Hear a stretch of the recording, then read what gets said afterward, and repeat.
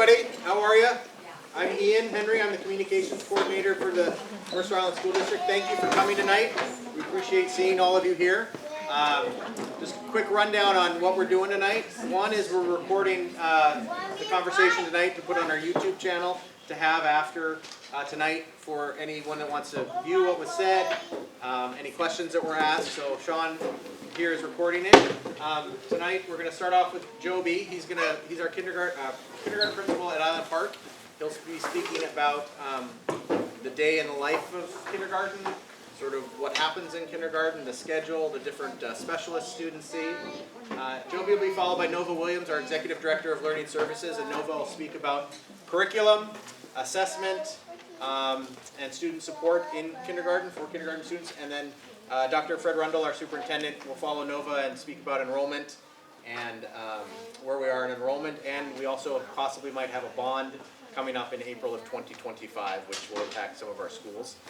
After each speaker, if you have questions, feel free to ask. And if you don't have questions, we can do we'll also do a Q&A at the end if any questions pop up. So, Joby, welcome. Thank you. Good evening, and thank you for coming. Like Ian said, I'm the principal at Island Park, and prior to that, I taught kindergarten for 13 of my 26 years as a teacher. So they've asked me to come and share a little bit about the beginning of what kindergarten looks like. And as we were preparing for this, I did some thinking and reflecting on my own kindergarten experience. And I was remembering my kindergarten teacher, Mrs. Porter, and you probably remember your kindergarten teacher. And I was madly in love with her. And she must have been 65 years old, but I didn't realize that, as a 5-year-old myself.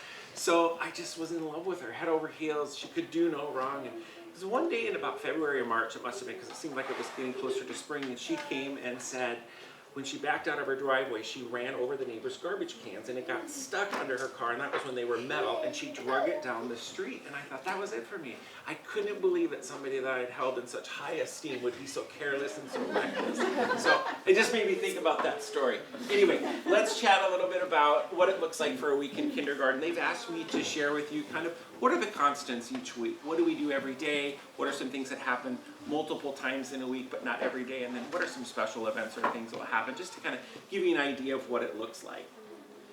So we have daily instruction and practice in reading, writing, math, social emotional learning, and student choice center learning. And that's just a fancy way of saying center time, where they really get to focus on interacting and collaborating with peers, problem solving, construction, following mindset plans that they have about what they want to create and work together.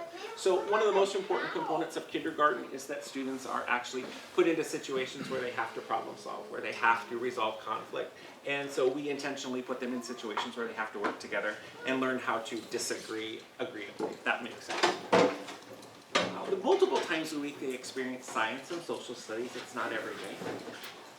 And then we have specialist class that happen multiple times a week. So everyone goes to music twice a week, PE twice a week, library once a week, art once a week, and they have 3 recesses a day. They also attend library class once a week.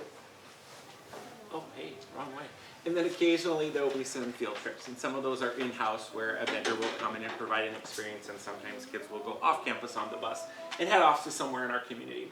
Each school has different assemblies depending upon what the focus is at that school. It could be related to life skills, it could be related to diversity, it could be related to some special celebrations or special events that they have. And I think that's it for my part that I'll share with you. I was going to share with you one more story. One of my first years of teaching kindergarten, there was a student in there named Georgia. And I had her sister named Sam many years before that. And I thought, oh, this will be great. I know the family. They know me. We got along swimmingly. I thought, well, who wouldn't want the same teacher that your sibling had? And the very first day of school, there's this screaming and wailing in the hallway, getting closer and closer to close. And sure enough, it was Georgia. She did not want to come to school, and she did not want me to be her teacher. And it must have been about 95 degrees that day. It was in the Midwest. We didn't have air conditioning in the building, and so she's clinging to her mother, and I'm trying to pull her off, and her mother's pulling back, and we ended up in a pile on the floor, all 3 of us on top of one another. And I thought, oh, this might not work out so well. And the only way her mom could get her to come to school every day was to wash that dress that she wore that day. And she wore it every single day until about March, when it was splitting at the seams and she wouldn't fit anymore. And I thought, oh, and her mom said, I never ever thought you would ever let her have that much control. But then it turned into this matter of, oh my gosh, we just have to survive and to be able to get her out the door every day. So you will find yourself, if this is your first child, you might do some things that you thought you never would do before. But I'm going to turn it over to our friend Nova. Luke and his trip hazards. Before Nova starts, any questions for Joby? So I'll talk about curriculum. That's one of the things that I manage in the district. So I'm going to kind of go through the two core things the most. That's really what we spend the bulk of instructional time on. So the tool that we use for our math instruction is called Ready Classroom Mathematics. Ready Classroom Mathematics in the classroom has a student workbook. The teachers do direct instruction and then gradual release, and then kids have manipulatives. So some teachers have chosen to use their own like fun manipulatives that are maybe a little different than these, and they also have a full kit that is manipulatives to use within their small groups. It is teacher-led within the classroom, and so I added in the bottom here just a little bit about the process across a week. So across a week in the math instruction, the idea is that we're asking kids to develop both conceptual and procedural knowledge around math. And a big part of that is this explore, develop, and refine process. And so the kids begin on the day by exploring kind of the ask that's happening in that particular mathematics skill. If they have not yet learned it, then they get some direct instruction time around that to help them kind of get into the exploration. And then they develop those skills across the week. And then by the end of the week, or the end of the 5-day sequence, they're refining those practices to find the methodology that works the best for them. So the big idea in Classroom Mathematics is basically that the kids should leave there having multiple ways to respond to a mathematical question. And that's really that procedural and conceptual knowledge, allowing them to do it maybe with visuals, maybe with manipulatives, maybe algorithms, those sorts of things. This kind of gets into what that 5-day sequence walks through. There are 3 types of lessons in our math curriculum listed over here. So we have strategy lessons. These are most of the things that the kids will do. And these are really helping kids deepen their understanding of different mathematical practices, both acquiring and developing those skills. They also have some key points in the instructional sequence that will focus just on that conceptual understanding and building that. And then they have these math in action. The teachers like these. These are more fun, so to speak. They're also really great enrichment pieces because this is when the kids get to apply what it is that they've just learned to real-world scenarios. So they have to engage in something that will get them toward that real-world application of skills. The evidence base around our mathematics program. So there's a very robust evidence base around reading instruction. There is less evidence around mathematics or research around mathematics instruction, but there is some. And the instruction or the pieces that it suggests to us is that we need to make sure that we're engaging kids in real world problems because that is what they will do in life. Should they encounter math in the real world, they should know how to address that and deal with it. I mentioned this idea of conceptual understanding, procedural fluency, and then problem-solving skills. So there's a piece of this that is about kids learning to kind of work through things and persevere, which is a part of what kids should do in school in general so that we can continue to work through any problems that we might encounter, mathematics or otherwise. We need to use explicit instruction, basically that direct piece, the teacher standing, providing some instruction, guiding kids. And then we need to engage in ongoing formative assessment to make sure that kids are actually acquiring the learning across the week. And so teachers will have lots of opportunities to engage kids in formative measures. That might include small group structures, where they're working with kids in small groups to kind of monitor how things are working for them. It could also be pre-tests or informal assessments along the way so that they get some additional information. One of the things that kind of demonstrates this sort of explore phase is the try, discuss, connect piece. And so what kids do, this is built in to help develop mathematical discourse. That's part of what the research says is beneficial to kids' learning. In mathematical discourse, what we're asking them to do is talk through how do we solve the problem. So that's really an ideal scenario. Even if we solve it differently, we want kids to be able to explain to someone else how I did it, and for them to hear how someone else did theirs, so that then they can compare those things and eventually figure out what's the best way for them, so that they can move forward and use that as their tool. It doesn't mean that teachers aren't teaching ways to do math. They are absolutely teaching ways to do math, but it gives kids freedom to also look and explore other ways to do math as well. Our ELA material is all-inclusive. At this point, we have phonics, reading, and writing all in the same program. Both of the programs that we have here have been adopted in the last 3 years. This program is just like Ready Classroom Mathematics, super robust. It is teacher-led instruction with a gradual release, just like any other thing, where we ask kids to learn from us, guide them through the process, and then release that so that we can watch them do the task. We have what we call spiral review, which in essence means that we don't expect mastery in the first go. So we teach them content, we get through that content, and then we keep circling back to those major concepts across the year because they need to develop mastery over time, particularly in reading, because that is a skill that develops increasingly over the years. In this program, and actually in a lot of curriculum these days, they have knowledge strands. Knowledge strands, in essence, are social studies and science concepts built into the literacy program. So it allows teachers to be able to make those cross connections between those social studies and science standards into their literacy block. The benefit of this is because kids often don't transfer skills from one block to another. So when we instruct them in reading skills, it is as if we never did it when we enter into our science block and we encounter a multisyllabic word and don't know what to do with it. So the idea of building in these knowledge strands is giving kids the availability of text that is going to be similar to what they would see in those other content areas, so that they can apply the skills they've learned as readers and writers to be able to engage with any type of text, regardless of where it comes from. There is about 50 years worth of research around reading. It's the most studied thing in human psychology. And so this tool is grounded in that science of reading. That's what we call that. To give you a sense of a literacy block, so this is what kids would experience in K1. So in K1, we look at about 120 minutes of instructional time for reading. So that's kind of the target amount. That's the evidence base telling us that that's the time that's necessary to help develop those skills. It doesn't mean we're doing it all in one go. So we're not sitting for 2 hours straight. There would be no kindergartner who would be able to do that with us. But what we do is split this up across, usually the teachers will split it up across several blocks of time. And so they will engage in perhaps the phonics portion in the morning, and then they'll engage in some of the reading tasks later on and the writing tasks later on, so that it's spread out across the day. And teachers have the discretion to split that up across the day. I will talk a little bit about this later, but a portion of this happens in whole group where everybody is engaging together.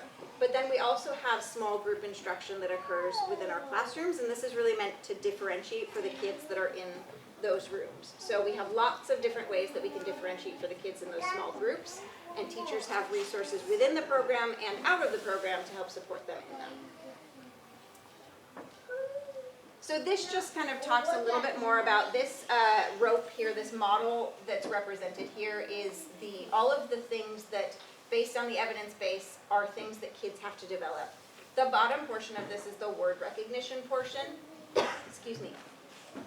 This is where kindergartners are going to be spending a lot of time because they're developing those reading skills. Language comprehension both happens orally and auditorily as well as in written form. So that continues as well, but of course they can't necessarily access it in written form until they can read it, right? So down here we spend most of our time in developing their phonological awareness, their phonemic awareness, their phonics skills, and that's really what this representation is in terms of the program that we have. So kindergarten is all about building those foundational reading skills so that they can move forward. And continuing into first grade, these 2 years are really, really powerful years as far as reading instruction is concerned. When we transition into second grade is when we start getting into those more difficult words, multisyllabic words. This is the transition really between primary and intermediate for kids. And that will head into continuation with multisyllabic words as well as syllable types. And then in 4th and 5th grade, where it shifts is we get into what is called morphology, which is basically that we're teaching kids word parts. We want them to know and be able to put together word parts, because if we unlock some of the most common Greek and Latin roots, then we can unlock 100,000 words. So we really want to teach them those so that they have those in their pocket. So those are reading and math. Social studies, science, and SEL are a little bit different. So social studies is sort of it's different depending on the level. The thing that the teachers still have is the story path piece. This is one of those things that is part of our review process as we engage through the curriculum that we have purchased with literacy, because there is so much social studies built into that literacy program that we're having conversations around what is necessary as we move forward. TCI is the other thing that is going to be under review. We extended our adoption. TCI, they have certain units that they teach out of that, but that one will be up for adoption here soon, and we'll be exploring what the teachers might want to use next. Then we have second step. Second step is our social emotional learning that they use within our elementary schools as well as our middle school. And the teachers will use certain units out of that as they're working with our kids. Oops, I skipped some. So then that's the curricular piece. We move into assessment to talk a little bit about the assessment process. So I think in 2012, that's what I could glean from my remembering, we engaged in a review process. Throughout that review process, one of the recommendations was that we needed to have universal screening tools, which is commonplace in today's world, but at that point was not as common in all elementary schools. When we first started down this pathway, we used a tool that was called Ames Web Plus, and that was the tool that we had to use. It had solid reading assessments that were norm-based, but it had very little usage out of the math side of things. In 2022, we started using the iReady suite for the math side of things. The reason for that is it allows the teachers to access additional information as well as additional teacher-led lessons that they can provide to kids to help support them. After using that for a year and exploring and digging into the research, we determined that we would make that turn for reading as well. And so I'll talk a little bit about the tool itself and how it's used and what it does. But we made that determination for a couple reasons. A, the research around it is solid, and then B, we really wanted teachers to have a singular tool that they could leverage as opposed to trying to navigate multiple tools, which would also cost us more money. So in our screening process, and just as a general sense, screening is something that we do in order to determine what a student might need. It is not a guarantee because no screening tool is going to be comprehensive. It is just a sort of dipstick into what kids might know at this point to be able to help support in identifying what they need instructionally. So we have two separate processes, one for math. With math, we take the diagnostic assessment. That's a criterion referenced assessment, which basically means it's measuring them against the standards. So have they met the standards for the grade level up to this point? Then for reading, there are two types of assessments. We have that same diagnostic for reading, and again, measuring against the grade level standards for our country and state. And then they have what they call literacy tasks. Literacy tasks are norm-referenced assessments where they're comparing kids against normative groupings across the country. This is essentially what we got out of Ames Web. So when we transitioned into this tool, it gave us both what we already had and more for teachers to be able to leverage. So the questions we get a lot about these things is what are they used for? And so when we're looking at the diagnostic tool, that's administered 3 times a year. Typically, teachers have a window in September, a window in January, potentially into February, and then a window in May in which they administer these. It's intended to be a screener, so it just gives us kind of an overview of where the student might be, recognizing it is one point in time and doesn't always tell us everything we need to know. It's really just meant to support the teacher knowledge of kids. So what do they presently know according to this? And then it gives them a baseline to move forward. So that tells us the information to start with, and then of course the instruction and assessment and work that they're doing with kids is going to change how they proceed forward. This again is a standards measure. So both the reading and the math portion are digitally administered and they're adaptive. Adaptive is just like our skills test. Basically, if I answer a question incorrectly, it gives me a different type of question. If I answer that correctly, it'll give me a different type of question to kind of layer in where am I in terms of my standards. The literacy tasks are different from that. So we administer literacy tasks, same thing, 3 times a year as a part of the reading suite. So the students will take the diagnostic and they will have 1 literacy test administered to them.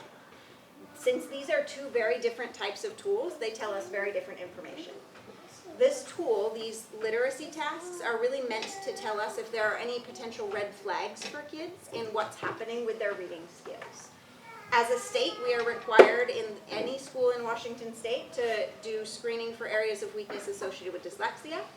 And so we have a process that we go through. Kindergartners don't get screened. They'll take the tests, but we don't actually look at their data for that purpose until after instruction has happened, so after the winter. It also gives us a chance to monitor that progress. So are they acquiring the phonics skills that we've been teaching them? And this is a way we can monitor whether or not that's working. If it's not working, we have to change what we're doing, and so we need to know that as quickly as possible. So these help us do that. The things that these are not used for, none of them are used for grading. That's not their purpose.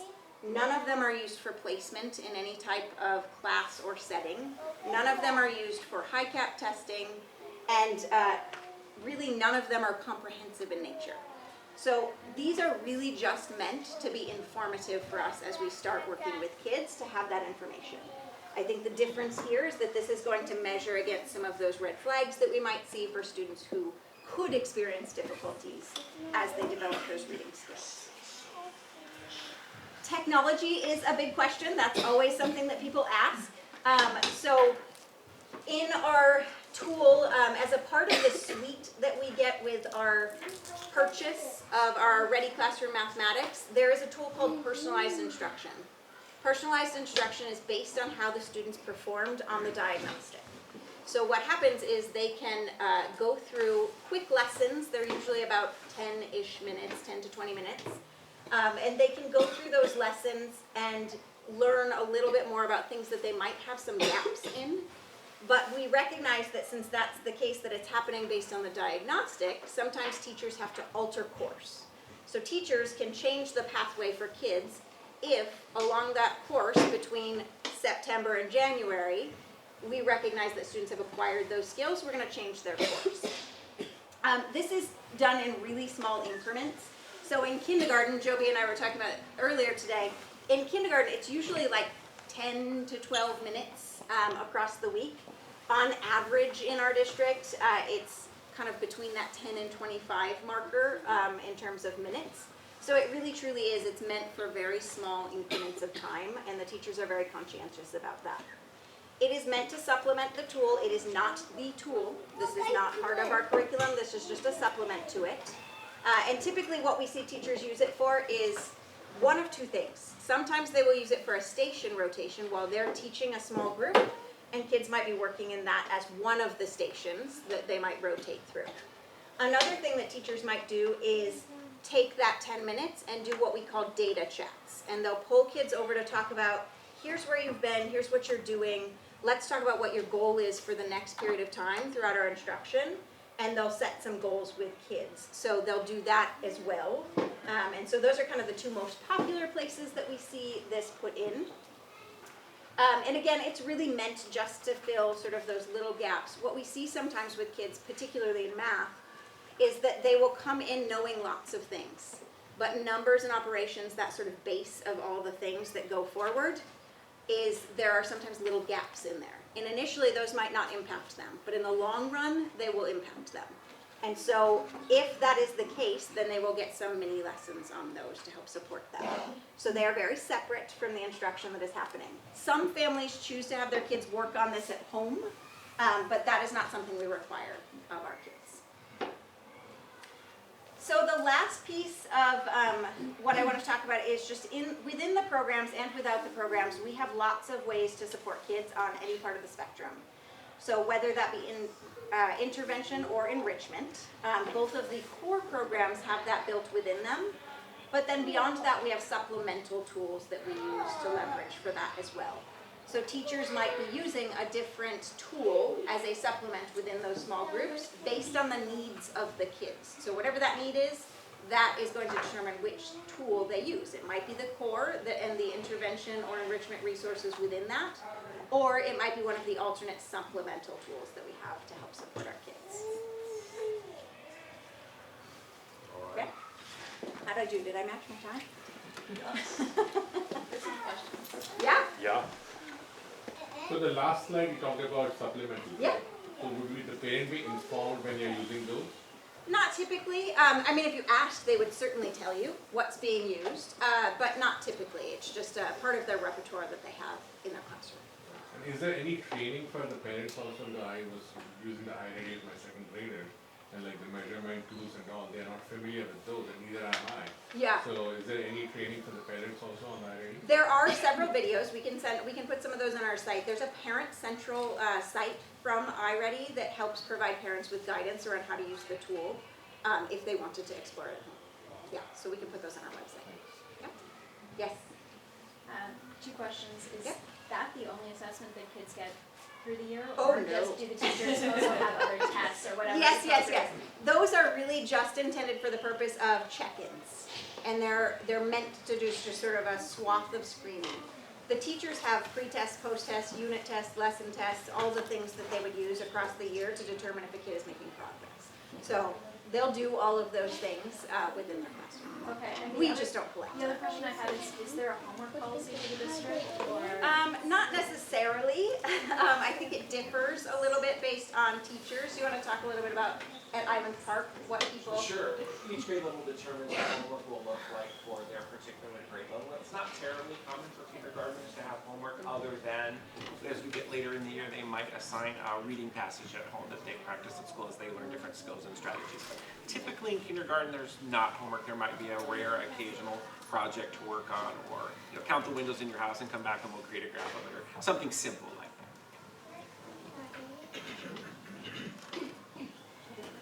Do the children take the assessments on an iPad? A diagnostic, yes. The literacy tasks, no. Yeah. Good question. Yeah.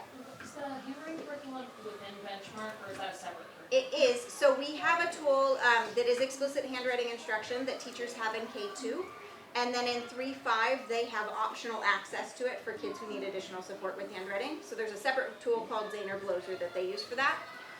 And then there is handwriting practice within Benchmark that they can leverage if they wanted to as well. Yeah.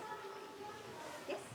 All the different assessment and evaluations that teachers do, how is the result communicated to the students if they are communicated? Yeah, I would say that it's definitely different based on the teacher. I can say with those diagnostic results, parents can access them on a platform.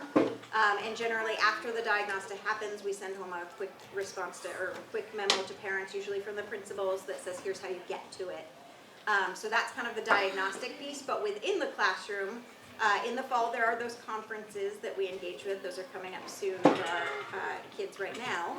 And so we'll have those conferences. They will also send information home on a regular basis. Anything you want to add? Yes, you will usually receive every unit test or lesson test that will come home. So you'll be seeing progress as you go along, just to know how your kids are doing. So that the intent is that you're not surprised at a reporting period or a conference time, that you would have been well informed of how your child's doing based on what comes home. Yeah, and how they talk to the kids is some of them are doing those data chats. That's part of what they'll do, is have those data chats. They'll sit and talk with the student about where they are, how they're doing, what they want to improve on, and those kinds of things. And that looks different in each classroom, how they're doing that. Yeah? What kind of grade do you have for them? The grading system? Yeah, like it's safe, meat, or? Yeah, it's very or basic. something? Yes, very basic, like generally not evaluated, those kind of things. It's super basic. And they base it on standards. So what is it? How are they meeting the standard? Yeah, so super basic. Yes? What's the kind of typical skill level for incoming kindergartners on reading? And what are they usually communicating? That's a great question. It varies pretty greatly. We have no sort of base expectation. In the fall, what we do is what we call the WA Kids inventory. which is basically a state required assessment where it's hardly an assessment, it's basically an observational rubric. And teachers will observe the student to kind of see where they fall within certain realms of different things. But as far as reading goes, we aren't expecting kids to come in as readers. If they do, fantastic. The teachers will know what to help support them with. If they come in knowing only some of their letters, great, we can help support them in that. So I would say they come across the board. There is no specific place they are. Yes? What do you expect from teachers in terms of like consistency across classrooms? Like, Yeah. everyone needs to cover a certain amount of curriculum by the end of the year. That's like very obvious to me, but is it like on a daily, weekly, monthly, quarterly, annual level, like we expect everyone to cover this amount of content? Or is like every kindergarten classroom in one elementary school or in all elementary schools covering the same content every month? They won't necessarily be in the same place on the same days or even the same weeks, but they have kind of a general expectation of where to go. So we'll have a committee this year, because we're still early in our adoption process, where we'll sort of set the like you need to get to these units by the end of the year. The teachers are pretty good about that. Inevitably, curriculum gives you more than you can teach in 180 days. So usually teachers will have to kind of choose where they go toward the end of the year to meet those kind of end of year standards. And oftentimes those are dipping into the next year's standards to get kids primed for it. And so as we go through this process, we will set sort of an expectation of the end unit, but most of them end around the second to last unit, typically in our first couple years of adoption. In terms of daily and what we expect daily in classrooms, teachers have what we call protocols in our district. And so they have a literacy and math protocol that outlines the expectation in terms of their blocks. So what should your block look like for literacy? What should your block look like for math? And so there are basic expectations for them in terms of how much time they are spending with kids and sort of on what they're spending that time. So they do have that. But there's certainly teacher autonomy within that. It's just that they have to use our guaranteed and viable curriculum. And I don't know if you'll cover this in a different section, but you mentioned high cap. I know it was a big topic that we talked about last year. Yep. I don't know, not everybody knows what that is. Are you gonna cover that, or is that? I can speak to it. So highly capable is a state requirement, so we have to assess students for being highly capable. And so in kindergarten, there's a screening tool given to them to sort of determine initial consideration for that. And then subsequent assessment should they meet it past that screening tool. Once a student is identified, so to speak, that is going to be the same in their classroom even if they weren't identified. So we have lots of high achievers in our classrooms. Whether they are identified or not, they will receive the services that they need. So I always tell parents not to feel pressure about that assessment, especially when they're 5, because their brains haven't developed enough to even get accurate cognitive readings yet. But that is something that you can have your child test. It's universal in kindergarten, so you just have to let us know if you don't want it to happen. That's kind of the gist of that one. Yes? Could you share a little bit more details on social emotional learning, how that's incorporated into the overall program, and what kind of support students will get in certain events where we feel like we need to step in? Yeah. Do you want to, Joby, you want to talk about that? Yeah, I'm happy to. So we have a curriculum called Second Step, and it's the framework for what classrooms use to begin to teach students about social emotional engagement and involvement, problem solving, getting your needs met in a way that's socially acceptable, how do you agree to disagree, all of those kinds of activities. So when students demonstrate that they need some additional support, we have a lot of resources. We have a school counselor at every school. We have something called the student support team at every school, and it's made up of specialists in our school, our instructional coach. It could involve the counselor and other people, and teachers can bring students to this consortium to talk about, hey, these are the things we're seeing, these are the things we've tried to help them be successful. We're not having as much success as we would like. Let's explore some other options and ideas. And so the idea being that it's kind of a think tank for all the experts to come together. So we would try and intervene and provide some intervention and support for a child. We tried over a period of time and collect data over that time. And then at the end of that point, we'll look and say, hey, did we see some growth in a positive direction or not? If we didn't, we reevaluate and think, what might we do differently? If we're seeing positive growth, we continue the trajectory. If we try a couple of cycles of that and things aren't going so swimmingly, then we promote to what we call our building guidance team. And that's when we have more specialized people, such as our school psychologist, our principal, our occupational therapist, our board certified behavior analysts. Like all of these people come together so that they have more specified an area that they are experts in, and we again recycle that process and determine what do we need to do to put into place. So there are lots of things in place in addition to just what we call tier 1 interventions or supports that classroom teachers are learning about and know about for how do we help kids actually integrate and interact with one another socially and be able to function at a level that's actually acceptable and weave through problems. And we want kids to experience a little bit of discord. We want kids to have some conflict. We want kids to experience some things that they aren't used to so that they have an opportunity to practice and learn the skills that we're teaching them to help build success. It's not that we want to rescue them every time they're struggling. We want to provide some support and help facilitate their growth. Does that make sense? I have two questions. The first, if some kids are advanced in math or reading, will they, or maybe need help for math or reading, will the teacher group them together? Yes. To how did the teachers will really handle it, and say, will they ever jump a grade for math ever? It's pretty rare for a student to skip a grade.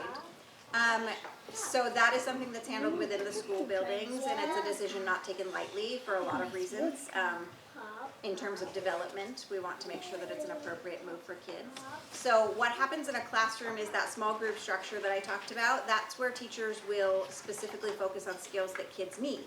But a need might be that I need more challenge because I already know this content. And so that's an area where teachers will explore doing that. For example, in math, during the lesson, there are lots of opportunities for kids to explore different ways to do things, and so they have that opportunity to get some of that hands-on experience. And then reading is really different from math, obviously, and so teachers, the foundational phonics skills are a necessary component for all kids. In terms of reading and my capacity to read, we want developmentally appropriate text, but certainly some kids are ready for more advanced text than others, and teachers can provide that. Yep. Yes? How much of the daily education is on a screen? Joby, I wouldn't even, Well, I'd say maybe like you talked about the 15 minutes MIPA. max. Yeah, it's between 10 and 15 minutes in combination of literacy and that personalized instruction that Nova talked about that fills in the areas or gaps that we know kids need, or also for students who are accelerated and are ready to learn something new. So that's the core part. There are components of the curriculum that involve short videos, maybe highlighting an author or a story that goes along with what they're reading about, so there's that aspect as well too. Students sometimes, as they get older and in higher grades, they'll use iPads and things for word processing, making slides and other things like that. So as they get older, it increases focus to be prepared for the digital world that we live in. And in kindergarten, it's limited. It's very limited.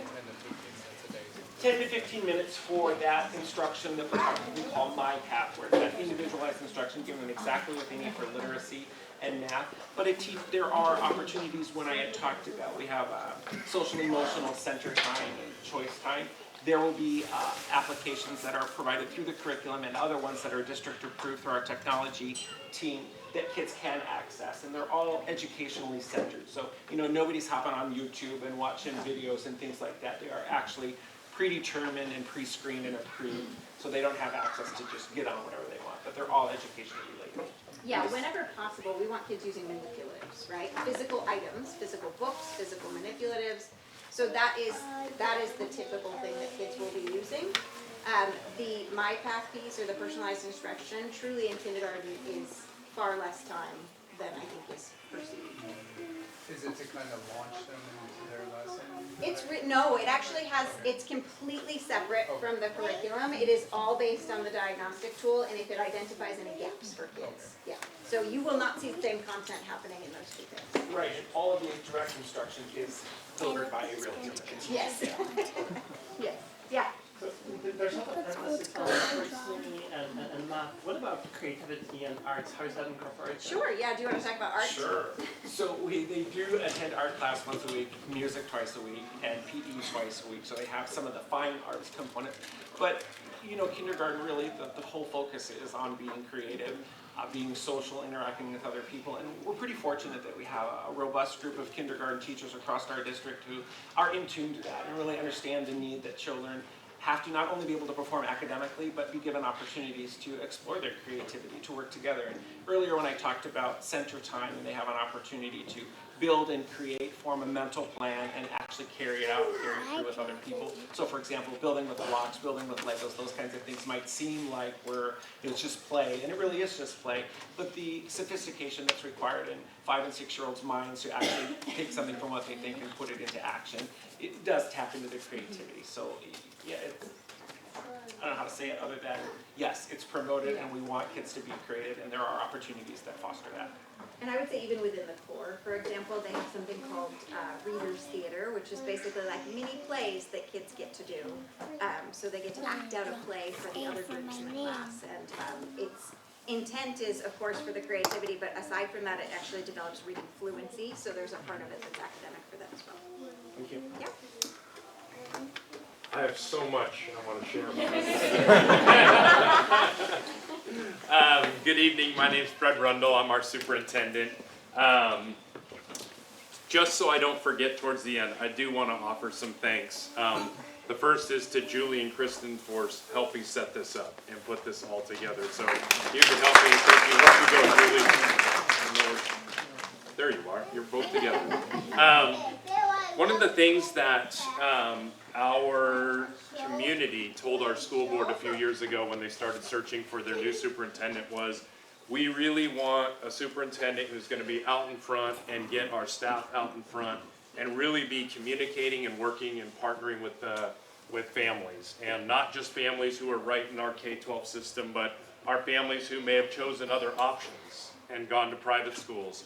Families who don't have kids in our schools yet, such as preschool families. And so I started, a really intentional relationship with MIPA, and that has really fostered and built. And we met this summer, and we had some conversations about what do families really want to know? When do they want to know it? Because typically what we've done is we've waited to talk to any of you until we got into late January. And what was shared was, parents are ready. They're ready to start making decisions. They want to know more information about the school district. And so a night like this is born out of those conversations. And as you can see, we have passionate educators. Nova and Joby, Ian, wherever Ian went to back there, they're like wind-up toys. As you saw tonight, I can wind them up and they'll just chatter and they'll go forever. But they'll say the same about me, because I tend to be the one who talks way too much. So they left me till last tonight so that they could get through their presentations and not get cut short. Duly noted. But this is my 16th year in our school district. I started off as the principal down at Lake Ridge, moved here from Colorado with my family when they were your kids' ages in preschool, and had 4 great years there. Joby and I worked together as a kindergarten teacher and then me as the principal. I had the fortunate opportunity then to come to the district office, and I was the director of learning services alongside Nova. We started our time together at the district office in 2013. And then I had the chance to be an assistant superintendent, and then I just get the absolute pleasure to be our superintendent of this school district. That's not where I saw myself when I got into all of this, but here I am, and I would definitely say that I stick around because of nights like this. To see families this invested in their kids, to prioritize education so young, reading to them, working with them, the language you put with them, the investment in a preschool education is invaluable. And then that you want to come in early November or mid-November to start thinking about your kids and what's the best thing for them moving forward. Some of you are thinking tonight, am I going to have my kid maybe do an extra year of kindergarten or an extra year of preschool, or do I stay in my kindergarten because it's a private space and it's been such a unique opportunity, or am I going to make that jump and enroll them into Mercer Island School District? And it's okay to not know any of those answers right now. And if we can help answer those questions along the way, that's what we're here for. I have a sophomore in college in San Diego, I have a senior in high school, and then I have an 8th grader myself. And each of them have had their own path. My youngest, who's an 8th grader, he did the extra year of preschool. That he had a July birthday, had a lot of developmental pieces. Turns out he has dyslexia, ADHD, and he has his own journey. And we know as parents that that's probably the hardest thing, is being a parent. Coming to work each day is sometimes a lot easier than going home at night and working with that. And so I empathize with that journey that you're on. And there are no right answers. And there are no wrong answers. There's the answer that you think is the best. So I want to make sure that you know that we're here as partners this morning. I think I saw Steph. Is Steph still here? She's with kids. She's with kids. She's doing what she does best. So many of you may know Steph Boyer if your children have gone through Pebble or in other areas. She works in our district in different ways, but I began my morning with her and some of her colleagues from various faith-based organizations from around the school district this morning, just talking about how do we support students.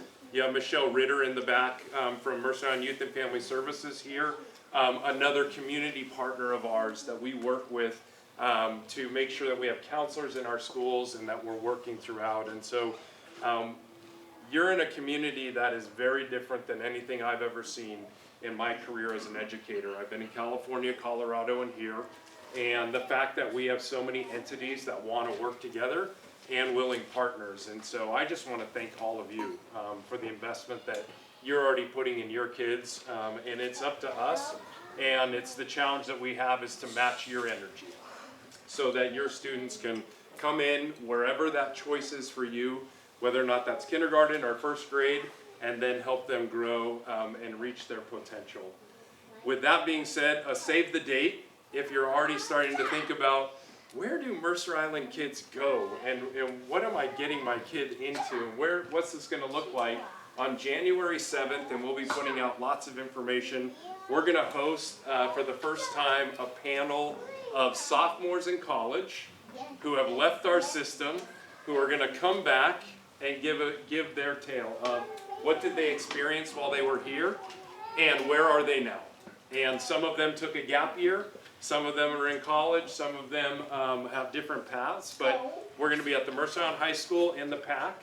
So if you're already starting to think about, you know, what does this look like and what is a Mercer Island graduate, you are more than welcome to join us for that. With that being said, our enrollment is a really important piece, and I want to just talk briefly a little bit about our enrollment as a school district. I think it helps you contextually to kind of think about the historical piece, but then where are we going and why, when I say I believe we are in a great position as a school district, things that we're doing I think are continuing to set us apart from others. It has to do with how we're interacting and engaging our families. So this is just a quick timeline. We have the early 1970s all the way out to 2032. And so our school district, in the height of our enrollment, we had nearly 5,500 students enrolled in our school district. And then we hit that economic Boeing bust in the late 70s and early 80s. And at that time, as enrollment started to decline drastically, we actually were closing some of our elementary schools. We were starting to combine our junior high into one middle school. And so we kind of hit this trough down here in the mid-80s. We then started growing back out.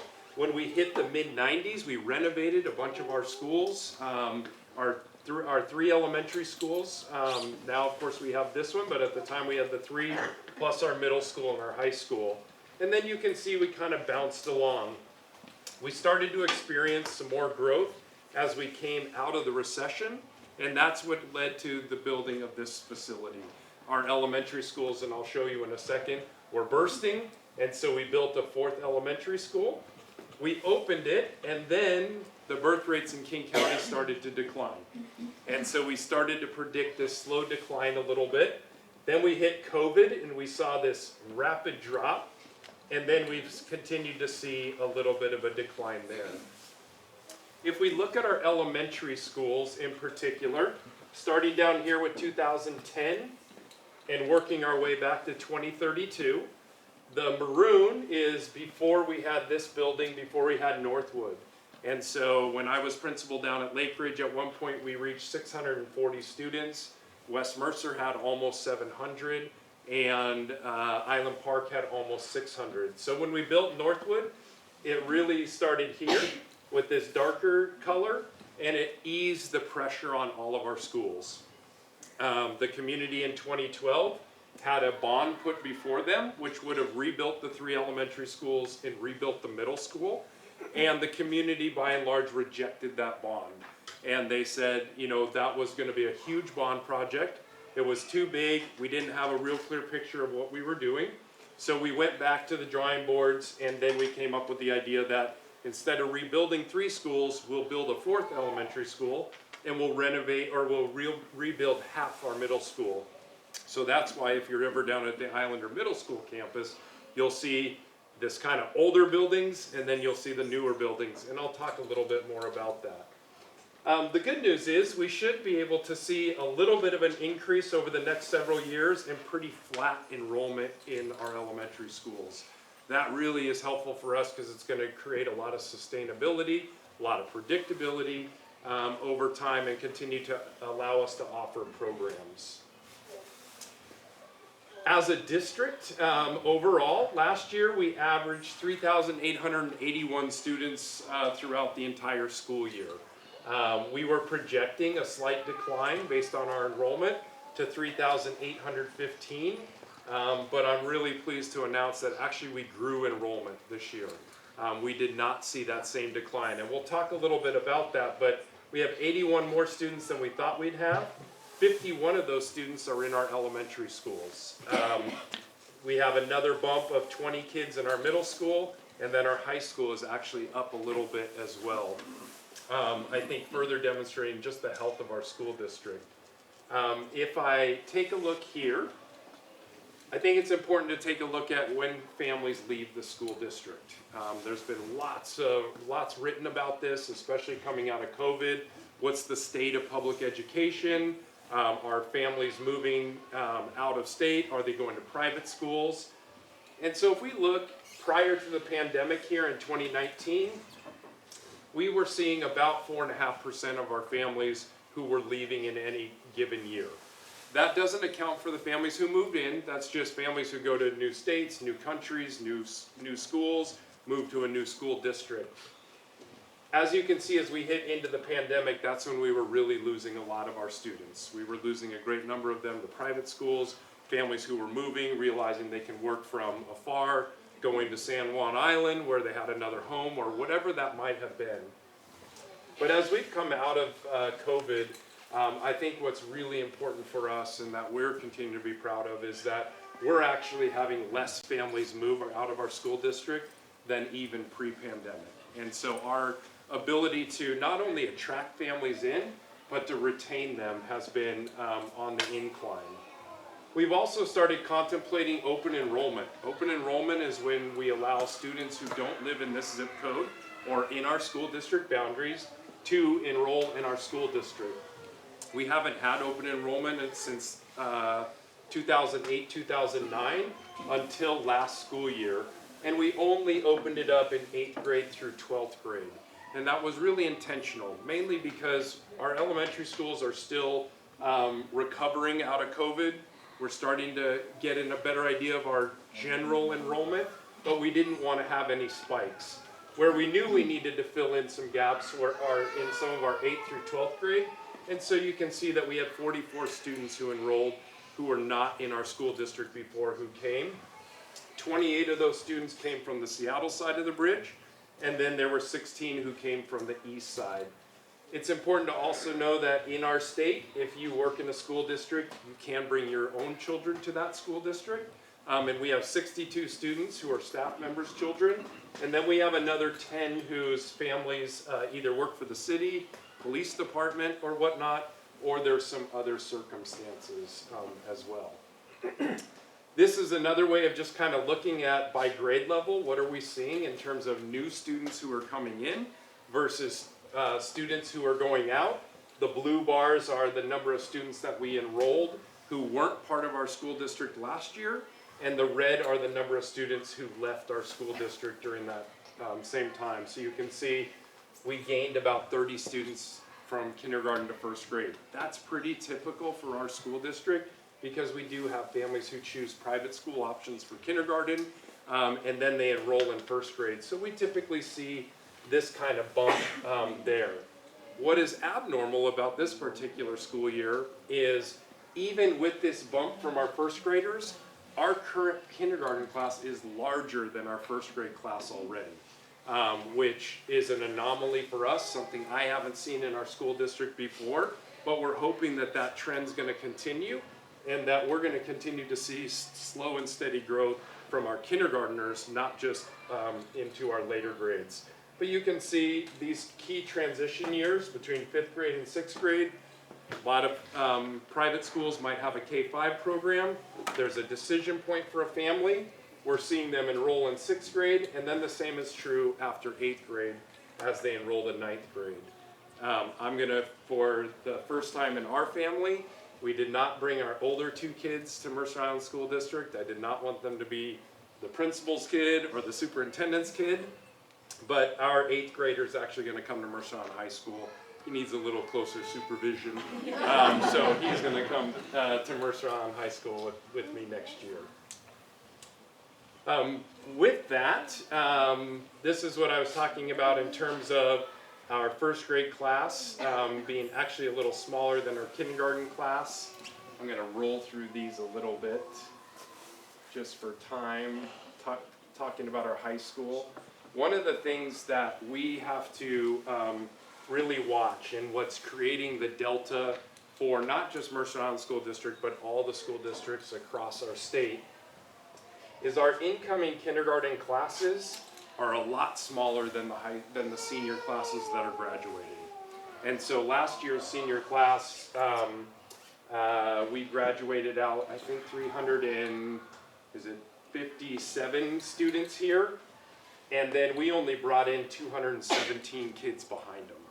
And so that delta is one of the challenges that we're all facing between our seniors and our kindergartners. It's always been a slight delta, but it's larger than it's been before. So that's one of the things that we're trying to close and think about in terms of sustainability. Just quickly on our long-range facility planning, I had mentioned that we had a bond that failed in 2012. We then passed the bond in 2013-14. That built this school and half of the middle school, and it did some additions at the high school. What we learned last year in the long-range facility plan, and maybe some of you were at some of those meetings, is we started contemplating whether or not we needed 4 elementary schools for the long haul, or whether or not we might consolidate to 3 elementary schools. And we heard resoundingly from the community that the 4 neighborhood school model is something that our community, that you all value to a great extent. And so we have no plans to close an elementary school right now. Instead, we're going to stick with that 4 elementary school model, and then we're going to invest in Island Park, Lake Ridge, and West Mercer in particular. They all got new carpeting this year. We'll be doing exterior and interior paint next year. We redid the boilers for better circulation of air, heating, cooling, cooling with quotes, not air conditioning. But we're really investing in the schools. We've got plans to probably put on a new roof down at West Mercer in the next year or 2. But the idea is we're not going to close the school. We're going to keep these schools going. And instead, we're going to put some of our emphasis into our high school and our middle school. So the possible bond that we'll be discussing with the school board and potentially putting before you in April, though not for sure, is really thinking about this core space in the high school, as well as our Crest Learning Center, and then this is the bathrooms at the high school. But just a high-level piece on this. This is our gymnasium. We want to put some money back into our gymnasium, not only for athletics, but a lot of performing arts. I think that creativity question is an important one. Some of our biggest events are actually our band and orchestra and choir and theatrical events that we can't even hold in our performing arts space. We have to hold it in the gym. So we're going to invest in some sound, some lighting, and some upgrades there. We're also going to invest into our Performing Arts Center to increase the experience for our visitors. Our students have really talked about our commons area needing something that is more inviting. that represents our school. And then these core classroom corridors that we really haven't touched since the mid-1990s, we're gonna start upgrading. Mainly our radio broadcasting, our robotics, our TV and video production. All of those spaces really need to be brought up to standard. A quick plug for our radio station, 88.9 KMIH The Bridge. It was just named the top high school radio station in the country earlier this week. So yeah, they are doing amazing things. And so we're going to put some money into these if we get the money through the bond and take a look at some upgrades for our high school. And then down at our middle school, as I said, we did half the middle school project with the 13-14 bond. If this bond does go forward and passes, the current building that we built is in gray. That's all of the new facility. And then what we'd be doing is tearing down the old, what we call 100, 200, 300 buildings. And instead we'd be putting up a connected building. So right now we have 3 different buildings down in our middle school. Kids have to go in between the buildings to go from class to class. We'd be bringing the entire school under one continuous roof, putting in performing arts spaces, moving our administration building there, science labs and STEM labs, classrooms, 2-story, and maintaining the other parts. And so that would really be the focus of this next bond, should we head in that direction. Overall though, I guess I want to close with just a reiteration of the commitment that I think our educators and that our school district continues to put into our students. We are not a perfect school district, but we strive for it each day. And we've got some talented educators and leaders in our school district. We're constantly trying to get better. Your students, I think the question was great about, where should they be with reading? Where should they be with math? They're gonna be wherever they are, and they come in a spectrum like this. And our job is to take each student, meet them where they are, and help them get more than a year's worth of growth or more every single year. And our goal then is to work with you and partner, because that can't happen just at the schoolhouse, and it can't just happen at home. I think those strong partnerships with Youth and Family Services, our PTAs such as MIPA, our booster clubs, our faith-based communities, we're all here for one thing, and that's to make sure that our students can take what they learn here, establish those knowledge, skills, and dispositions, and make the world a better place when they leave here. So with that, let's answer any other questions that you have tonight. I'll bring my other esteemed colleagues up because some of your questions might have to go in that direction, but we'll start here. Yeah, I have a question for you. So first, thank you for this overview. That was very interesting. Sure. You mentioned working with families that are not currently in the system. I have 2 kiddos, one future kindergartner, one future second grader. They're attending an independent school in Seattle. Yeah. What resources do you have for families that are considering making this transition, and how to pull this off successfully?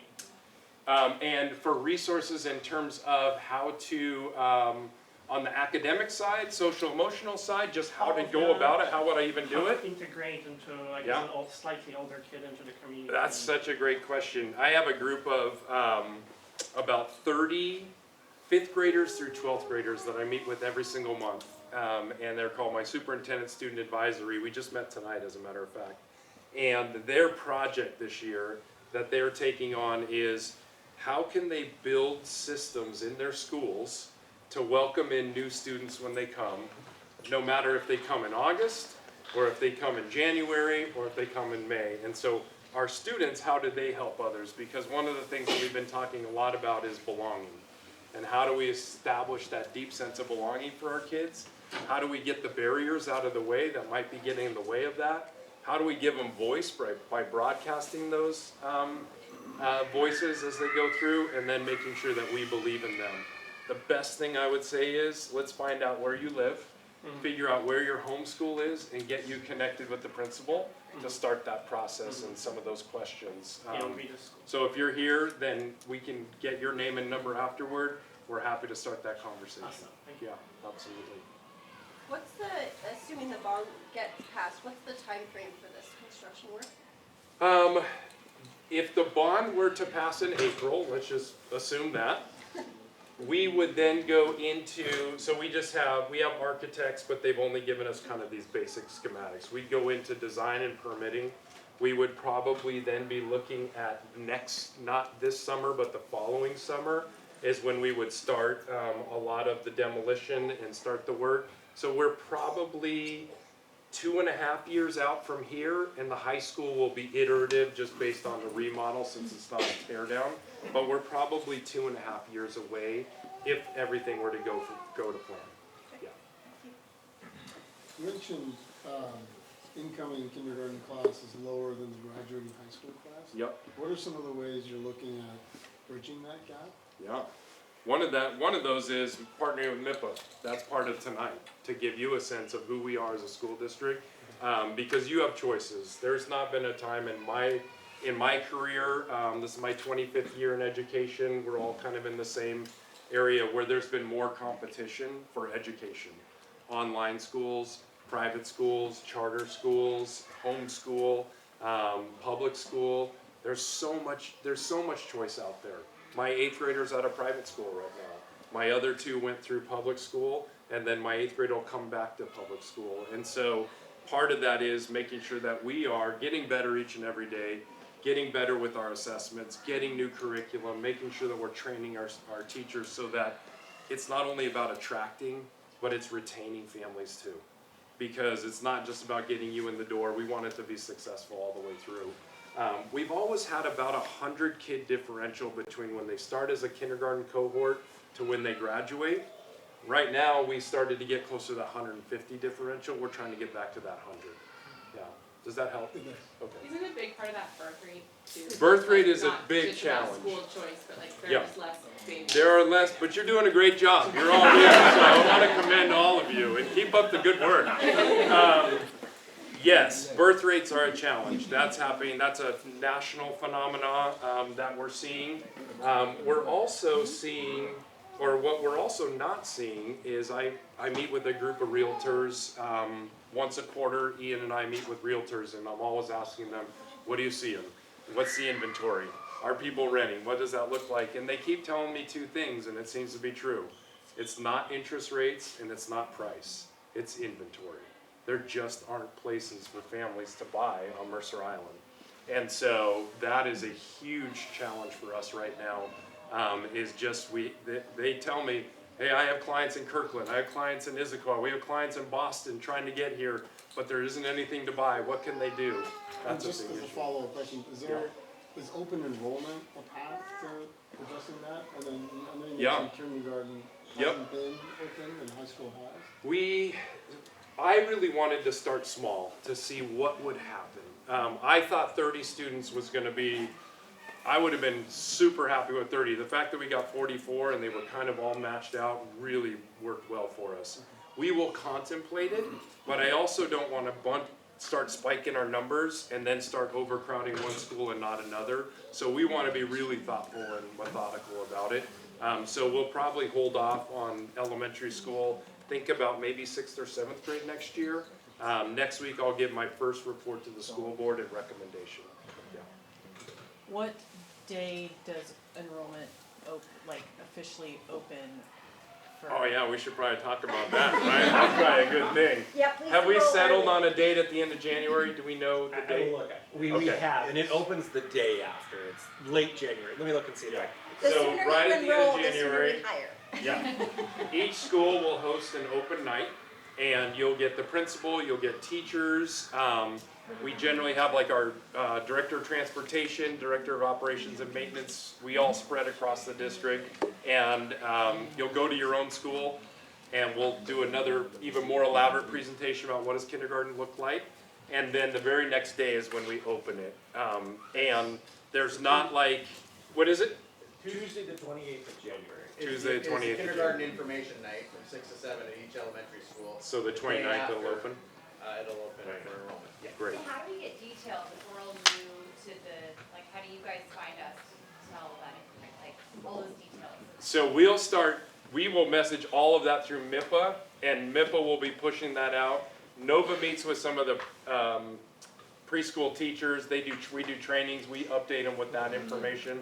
We'll also put in, now that the campaigns are finally over, we'll put up our own. Yeah, we'll put up kindergarten enrollment signs around the community with QR codes that will take you to the enrollment page. We'll post information on our website, on all of our social media platforms. Email, you can go to our website and sign up to receive emails from us through our school messenger email program, and you can do it that way as well. And I think my card is in all of your bags. I don't know, Ian, if you put my card in all of these, but you know, one of the things about being in this community, you get access to principals, directors, superintendents, whoever you need access to. That's part of being in a small district. I came from a district with 60,000 kids. I was one of 48 elementary principals. I didn't even know the superintendent.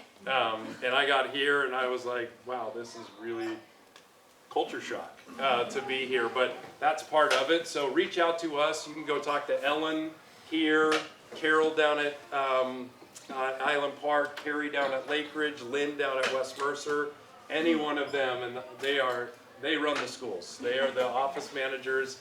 Swing in and you can connect with them too. So yeah. It's okay, we love kids. Is it neighborhood based, as in like where you live is the school you go to, or can you choose a school? Can you talk about open nights? Yeah. Do you want to talk about that, Joe? It is neighborhood based at this point. However, it depends on enrollment. So as our kindergarten classes filled up this year, we were full. And so then we sent the overload of students to Northwood. So it really depends each year based on where the openings are if your home school is full. So that's why it's helpful to register as soon as possible. The 29th is great if you can, because what happened is some folks did not register until a week before school and they were extremely disappointed to find out, hey, our sections are full. We have openings at Northwood and we don't have to go there. So we also have on our information table elementary boundary sheets, which Julie has just, but it'll show you based on where you live, what is your home elementary school. Yeah, I have a question. Yeah. So, is there any screening done for kids before and after enrollment? Is there any screening? Yeah. Screening after students are enrolled. Are we still doing are we doing the kindergarten walk it early in the spring, or are we waiting until We're waiting fall until fall because it's such a robust inventory that we do in the fall with each kid. It really gives us all the information we need. Yeah. And you'll have an opportunity to meet with your child's teacher early in the school year. It's either before school or sometimes within that first week or so, a one-on-one conference to really be able to talk. My actual question is like, if you do the enrollment, you do screening to get the kids in the school? Oh. You know, once you sign up, you're in. Like Yeah. you're in like Clint. Yeah, you don't have to interview to come in or anything. Once you enroll as part of the public system, you are in and you have a space. Okay, let's say if you have more enrollment than the number of enrollments open. Great. Yep. So as a district, we cannot deny anyone enrolling. If your kid qualifies, we as a district have to enroll your child. Okay. What Joby's talking about that I can't impress upon you enough, and I'll tell you a quick tough story, is try to enroll as soon as possible. There's a selfish reason from us. The more we know about the students that we're going to have, the better teachers we can make sure we have in front of the kids. Because if we're waiting until the end and we have to hire someone in August, they may not be as qualified as someone we could have hired in May. Okay. The other thing is, we had a family this year. They're actually an existing family. They just kept waiting and waiting and forgot to enroll their kindergartner, and then they finally came in August, and they went to one of our schools, and we didn't have room in that school. And so we had to enroll them in a different school. It ended up working out, and we got them back there, but there is limited space within each school. We'll have space in the district somewhere, but it just may not be the school where you want to be. It is just one-step enrollment, like just online enrollment? Oh, I wish it was that easy. Make no mistake about it, we are a government entity. This is not an easy process, okay? We're talking birth certificates, we're talking immunizations, we want to see bills, electric bills. No, it is. I wish it was a lot easier. Okay. Yes, it's a one-stop thing, but there are many steps. Yeah. Okay. So it's not horrific. I just did it for It's my pretty kindergartner, bad. but Okay. it's not awesome either. Like partially we are doing for preschool already. We are providing immunization certificates Yeah. and everything. Yeah, hang on to all that. You're gonna need it. Yeah. Yes. So what is the current student-teacher ratio? Current student-teacher ratio, I wished I had my latest one here. There are two ways we measure that. One is the actual teacher in the classroom to the number of students, but then we also measure it with all the other para-educators, the special services teachers, the other people that Joby mentioned. Joby, what do we have in kindergarten right now So it for you? ranges between, our school is 22, and I thought Northwood was at 18, 19. I think the other elementary schools are 23, 24. It's kind of, just ranges in there. We try not to let our kindergarten classes ever get above 24. We try to keep them 20 to 22. And how long is the kindergarten day? When starts, when they finish? Kindergarten day. Oh, 9:15 is when the starting bell rings, and 3:45 is the dismissal bell. And they'll have 3 recesses in their lunch special office. We used to, it used to be where half-day kindergarten was the norm, and then you could opt into full-day kindergarten, and we'd have lines out the door on the day of registration. People were there. Now that it's all full day, everyone gets full day. There is no half-day piece. Ian just reminded me to tell you that on Wednesdays we have an early dismissal. Still start at 9:15, but dismissal is 2:05. I can tell you this year's classes, there is no classroom over 23 in kindergarten. Most are 20, 21, or 22. Can I just follow up on that? My question is, how many classes are at each school? 2 to 3 in each grade level. Others, these are very. Any plans to increase the after-school facilities so that we can accommodate the return to work? In terms of after-school programming? Yeah. So each school right now, we have a partnership with Innovation Learning, which is one option there. We don't have plans to add in another vendor necessarily, but our PTAs are the ones who definitely work on what are some enrichment opportunities, whether or not that's a chess club, a language, coding, whatever those might be. But innovation, what's that? Ukulele. Ukulele. I want to see it from you, Mr. I McGowan. can play hot cross buns. All right. But Innovation Learning is really still going to be our main partner on that. Here, and then we'll jump over there. Just a quick question, what's the age for a child to enroll in kindergarten? Age for They have to be enrollment. 5 by August 30th. There is an early entrance process that requires psychologist testing externally, so a parent would have to go and seek that process. Do you tend to stay with their cohort, and once you're into class in kindergarten, you stay in that same? Yeah, not necessarily in that same class, but they will definitely stay with that same group of kids until they enter middle school. That's when all 4 elementaries come together. Right, and that's just kind of luck of the draw, who you get put with, So- or is there some kind of? There is a process. There's a process, sure. So, for example, all of the incoming kindergarten kids that came this year, the classroom teachers all sat down and read every single file, taking into consideration everything that parents share about them, any information we have from the preschool, etc. And they build classes in an attempt to build them so that they're balanced. We have a balance of students with high needs and students who are typically developing, or students who, different ethnicities, students of different, what am I trying to say? Different gender identity, anything like that. So kind of a balance looking at the needs and what parents have to share with us. And it's very intentional, and that happens every year after that as well. And then some of our schools do like what they call kindergarten boot camp, and so kids will come for a few days, and they'll rotate them through some classes so that they can get a feel for what mix of kids might be the most fitting together, because when kindergartners come, we have no idea really what we're getting, right? So they want to make the kids and see how they fit best in which classes. So when does the kindergarten boot camp start? Same day as first day of school. So there is information on the night, is that for parent or for the kiddo coming? Oh, in January, that one will be the parent evening. So the principals will give information to the families about enrollment and what their schools are like. And so you'll get a lot more specific information about that school building. But the kid will not have a chance to. Well, Well, there are different opportunities. Usually what happens is our PTAs will schedule some play dates in the summer so that kids have an opportunity to meet other kindergartners that are coming to that school and play on the playground. there are opportunities. If you want a tour of the school, all you have to do is call the school and say, hey, we're interested in coming down and look. You can always peek in the windows, start coming to play on the playground on the weekends and peek in and take a look. Really just reach out to us, tell us what will be helpful for you, and we'll do our absolute best to accommodate helping your child feel like, oh my gosh, I'm ready to come here, I'm excited about it, I have at least some experience with actually walking in the building to see what it's like. And then before school starts, there's usually a part of a day that families are welcome to come in and bring their child so that they can meet their teacher. In terms of like regional schedules, is it only kindergartners out at once? Would we expect them to be out with fifth graders? What does that look like? It's usually kindergarten, first and second together, and then third, fourth, and fifth together. But there can be nuances at different buildings depending upon the schedules for lunch and specials. But it's usually 2 to 3 grade levels at a time.